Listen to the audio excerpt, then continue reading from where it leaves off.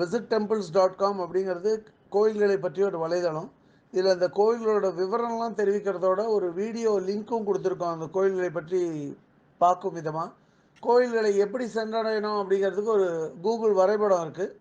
மேலும் வந்து ஒரு வானிலை விவர அறிக்கையும் அதிலேயே கொடுத்துருக்கோம். இன்றைக்கி தமிழ்நாட்டில் திண்டிவனம் அருகாமையில் உள்ள பெரமண்டூர் அப்படிங்கிற இடத்துல இருக்கிற ஸ்ரீ ஆதி வராக பெருமாள் கோயிலை பற்றி சொல்ல போகிறோம்.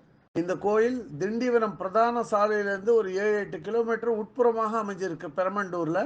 இந்த கோயிலோட முழு பெயர் வந்து ஸ்ரீ அம்புஜவல்லி தாயார் சமேத ஆதிவராக பெருமாள் கோயில். இந்த கோவிலுக்கு தனியாக ராஜகோபுரம் கிடையாது. சின்னதாக 2 கிரில் கேட் மட்டும் இருக்குது.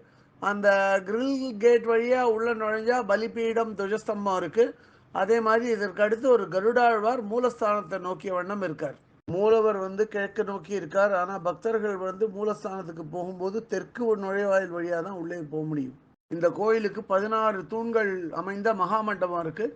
அந்த மகாமண்டபத்தில் ஒரு துலாபார வசதியும் இருக்குது. அங்கே வந்து கருப்பு கல்ல விக்கிரகத்தால் பண்ண சங்கு சக்கரமும் மூலஸ்தானத்துக்கு வெளியில் துவாரபாலகர்களுக்கு ஒரு விக்கிரகமும் வச்சுருக்காங்க. அங்கே வந்து ராமானுஜர், மணவாள மாமுனிகள் இவ்வாறு மாதிரி ஆச்சாரியர்களுக்கெல்லாம் விக்கிரகம் வச்சு வழிபடுறா. பக்கத்திலேயே வந்து உற்சவ மூர்த்திகளும் வரிசையாக வச்சு பார்க்கறதுக்கு ரொம்ப கண்டவரும் வண்ணம் இருக்குது.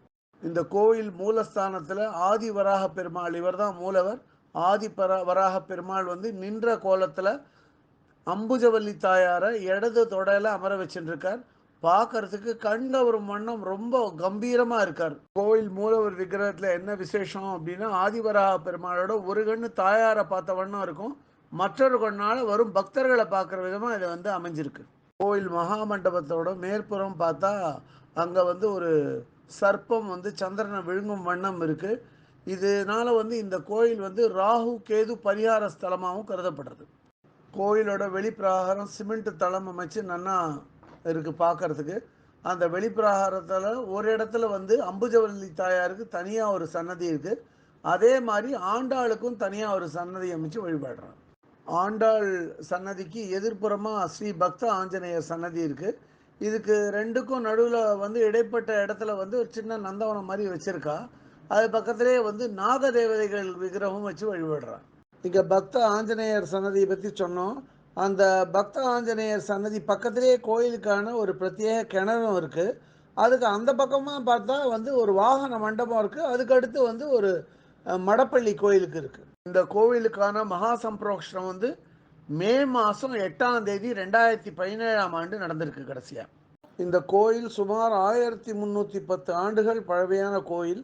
இது அமைஞ்சிருக்கிற இடமும் வந்து ஒரு பிரதான இடத்துல இல்லாமல் ஒரு குக்கிராமத்தில் ஒரு ஒரு ஓரத்தில் இந்த கோயில் அமைஞ்சிருக்கு. கோயிலுக்கு எதிரில் ஒரு பூக்கடை கூட கிடையாது. இதனால் என்னோடய வேண்டுகோள் என்னென்னா, இந்த வீடியோவையோ என்னோடய வெப்சைட்டையோ பார்த்துட்டு இந்த கோயிலுக்கு போகிறவா தயவுசெய்து புஷ்பம் அல்லது நெய், எண்ணெய், கோவில் பொருட்கள்லாம் பூஜை பொருட்கள் வாங்கிட்டு போனீங்கன்னா ரொம்ப புண்ணியமாக இருக்கும். இந்த கோயில் பூஜை காரியங்களை பார்த்துட்டு வரவர் பேர் சுதாகர் பட்டாச்சாரியார். அவருக்கு நமது பாராட்டுதல். இதுவரை இந்த வீடியோவை பார்த்து மகிழ்ந்த பக்தர்களுக்கு visittemples.com சார்பாக ராகவாச்சாரியின் நன்றிகள்.